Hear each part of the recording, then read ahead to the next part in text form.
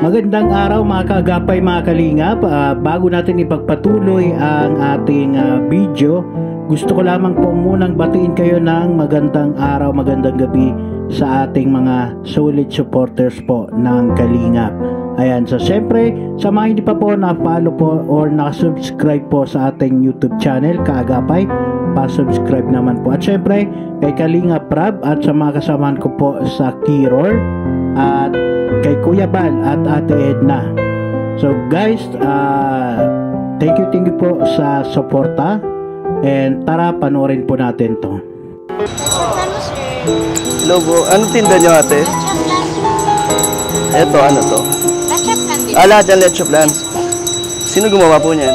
Mama ko po. Mama nyo? Ako po yung sa Greyhound. Magkano dito? 13 pesos. Kasi ako malik sa matamis eh. Pero pwede subukan. Yes po. Dito kasi kakain.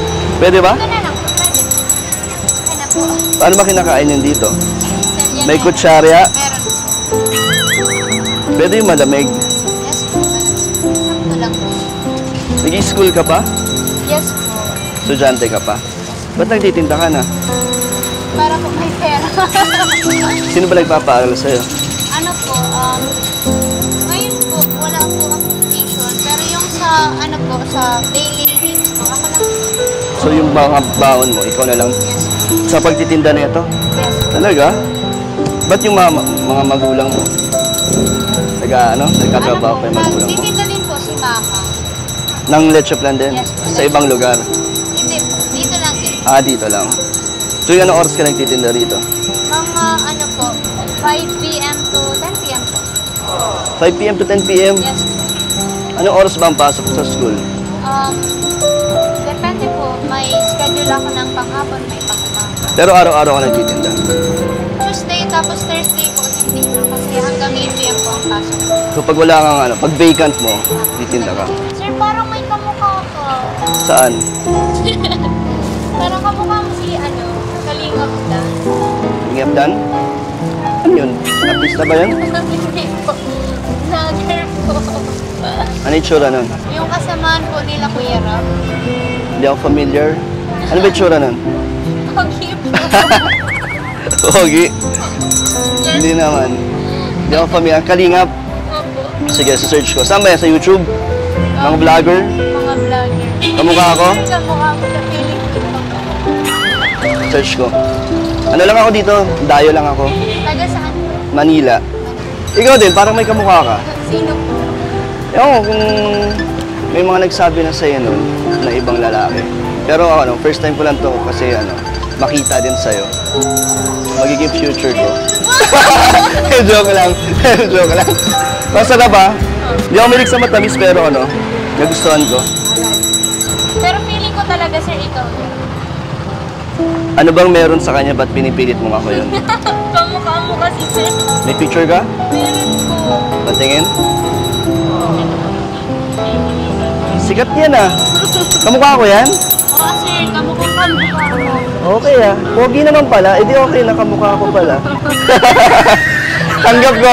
Tanggap ko kamukha ko yun. Pero hindi ako yan. Grabe naman. Sige na. Babayad na ako. Kahit nandito kinain, 13 pesos lang din. Ibabalik mo po, sir, yung lalaki. Ay, babalik ko. Pwede bang bumalik dito ulit? Yes, po. Kahit Okay sir, lang. araw-araw ka po. Ayan, keep the change na. Ay, thank you. To, thank you Sarap. Thank you po. Ano pangalan mo pala? Medit po. Medit. Yes, po. Thank you sa leche plan. Babalik ako dito, okay lang? Yes, Sarap sir. kasi ng leche plan mo. Ito yung maalala ko pag bumalik ako dito sa Naga. Ikaw ang magpapaalala sa akin dito. Mainit dito sa lugar mo. Sana yun na po. Ako lang. Ba't dito ako nakapwesto? Parang dito yung sunset talaga eh. Dito po yung Bagsak maraming ng... tao. So kahit mainit, okay lang. Yes, po. Ay, wait lang Sige po. Wait lang.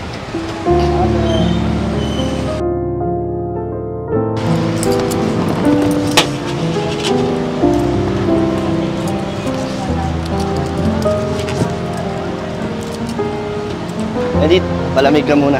Thank you po. Thank Okay lang you, ba sir. mag-antay dito? Yes, po. Inaantay kasi ako, wala pa. Ako, sir, dito ako po. Pwede dyan sa tabi mo? Yes po. Okay lang? Yes. Wala naman magagalit kung Wala. tatabi ako sa'yo. Kaso mainit talaga dito eh.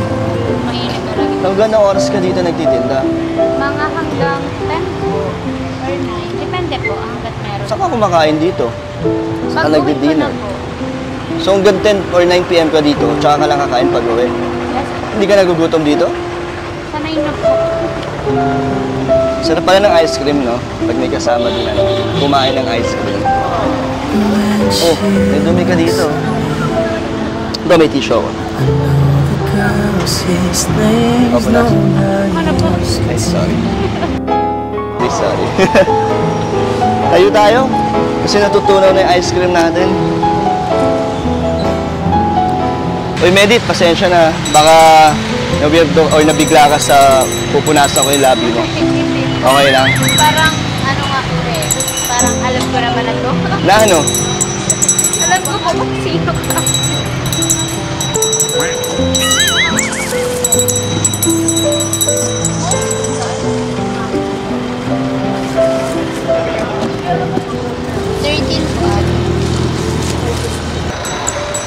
Parang ano, alam ko na po, parang kilala po talaga kita. Dahil sa kalingap. Opo. Hindi Sir, naman. baka mamaya may camera dito. Uy, wala. Kahit tignan mo pa dyan sa gilid-gilid. Wala. Solo lang talaga ako pumunta. Talaga nakita lang kita, kaya bumili ako ng leche plan. Kaya, huwag ka na mag-isip na ako yung vlogger na kilala mo. Hindi, Medit, ako talaga yun. Sabi na, Kalingap sir. Plan. Buti namumukhaan mo ako. Opo. Napanood ko po yung ano mo, yung interview. So, napanood mo ako sa mga vlogs? Yes po. Ah, okay. Kaya sabi ko, parang si Kalingap Dan talaga. Tayo posibleng magkakamali So, ako. kaya pinipilit mo na Yes ako yun. po. Hey, nice to meet you. Ay, Totoo nga pala sabi nila, tsaka sa mga comment section na maganda ka pala. Sa personal, okay. Mas maganda ka sa personal. hi po. Hi po. Ito pala. Napanood nga po natin na talagang iba or kakaiba rin talaga ang dating ng isang Kalingap Dan. So dun sa unang part ng video, which is 'di ba ang ganda ng intro or ng entrance po ni Papa Dan, na kunwari hindi niya kilala si Madet, tapos kaso nakilala po siya ni Madet na si Kalingap Dan. At syempre madali lang din naman po makilala si Kalingap Dan. Syempre nung time na na-vlog na po ni Kalingap Rab si Madet, talagang nag-scroll na yan ng mga vlog po ni Kalingap Rab, 'di ba? So nakita niya doon si Kalingap Dan, kaya familiar na kaagad sa kanya.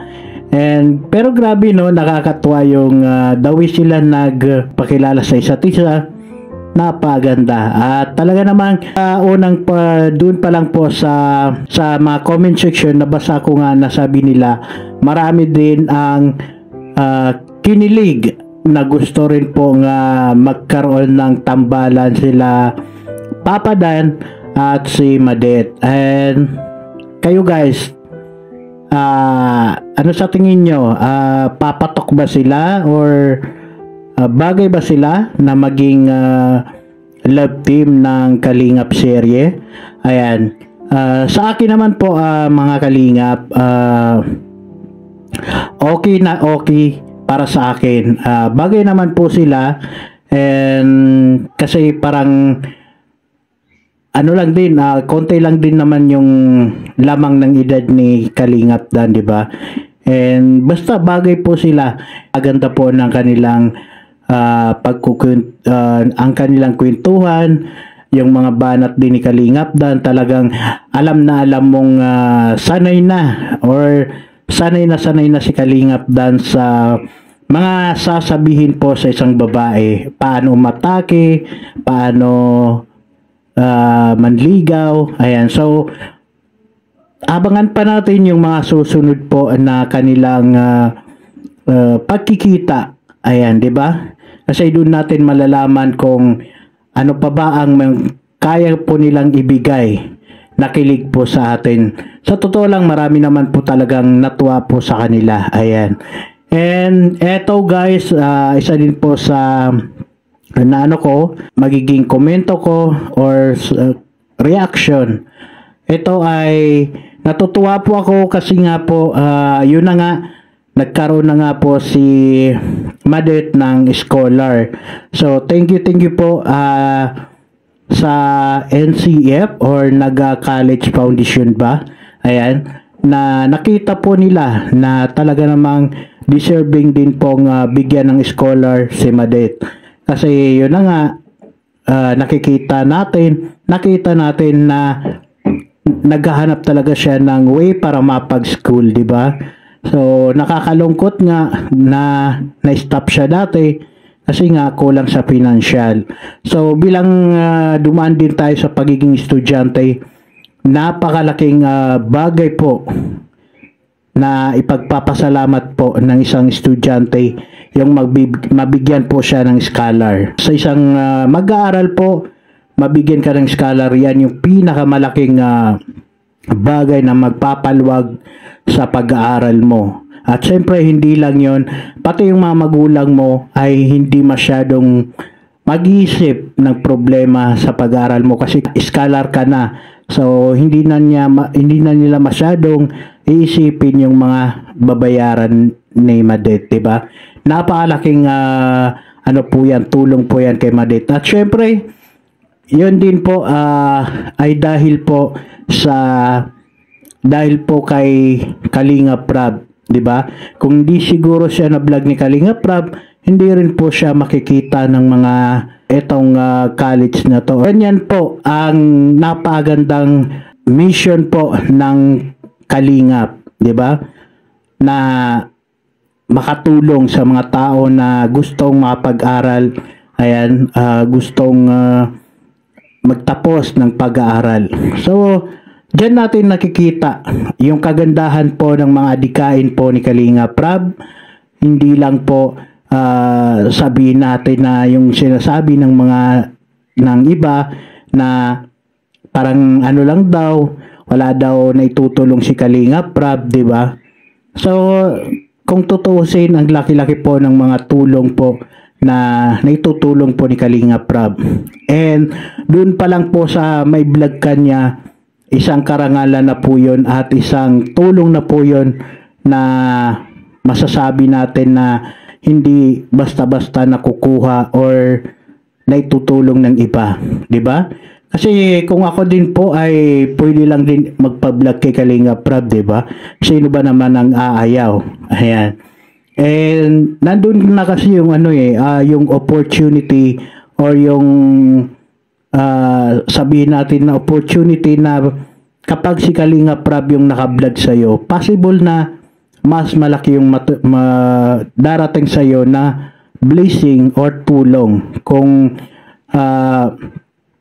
iba pa yung nag-vlog sa kanya na hindi naman masyadong kilala. Ayan, tulad nga nakakilala kay Madet, si J. Brad, di ba? Na isa din pong tumutulong or isa din pong charity vlogger. Pero dahil nga po hindi sikat si J. Brad, wala din. Kahit na anong gawin niya, pagtulong kay Madet, hindi niya magagawang tulungan na mayano niya ng scholar kasi nga kulang yung suporta or yung viewers po ni J. Brad. Malit lang yung channel niya. So, siyempre, di ba, nakilala ni Kalinga Prab, so doon po pumasok yung opportunity, di ba? Kaya nga po, yung iba, sinasabi nila na kesyo parang hindi daw naghahanap si Kalinga Prab ng i-vlog niya, umaasa lang daw siya sa mga na-scout ng mga kalingap, di ba? Pero hindi niyo po, kung titingnan niyo po yung positive side po ng pagbablog po. Kaya nga po, may tinatawag na mga kalinga partners or mga scouter. Kasi nga, para din na makahanap din po sila na mailapit kay Kalinga Prab. Kaya yun yung purpose po, kaya nagkaroon ng Kalinga partners, di ba? So, kunwari, si J. Brad, nakita niya si Madet, di ba? So, naisipan niyang ilapit kay Kalinga Prab. Hindi, maganda na yun kasi natulungan nga ni Kalinga Prab si Madet. Pero kung hindi pinakilala ni J. Brad si Madet kay Kalinga Prab, walang mangyayari, di ba? So, ganun po yung sinasabi po natin na mission po ng mga kalingap, 'di ba? Hindi po sabihin natin na kung baga inaagawan ni Kalingap Prab yung mga ibang Kalingap partners, hindi po. Kasi ang goal po ng Kalingap ay yung tumulong. So siyempre, 'di ba? Pinakaano diyan, kung ikaw din na isang Kalingap partners, alam mo na wala kang may kakayahan na may bigay na tulong dun sa tutulungan mo. May tutulong mo lang ay pabigas-bigas lang or bigay-bigay lang ng 1,500. So, ang gagawin mo, pinaka-best option mo talaga, ilapit mo kay Kalingap Prab kasi doon yung chance na mas malaking opportunity na matulungan siya ng malaki. Opo. Yun lang po yung titingnan po natin dyan, di ba? So, yun lamang po. Wala na po akong ibang may masasabi or komento.